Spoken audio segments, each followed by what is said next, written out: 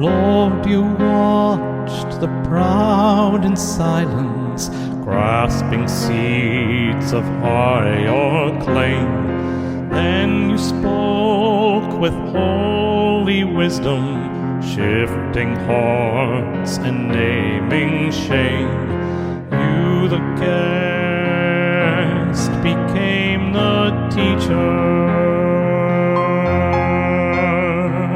calling all to take the least. For the place of greatest honor is not claimed, but comes by peace.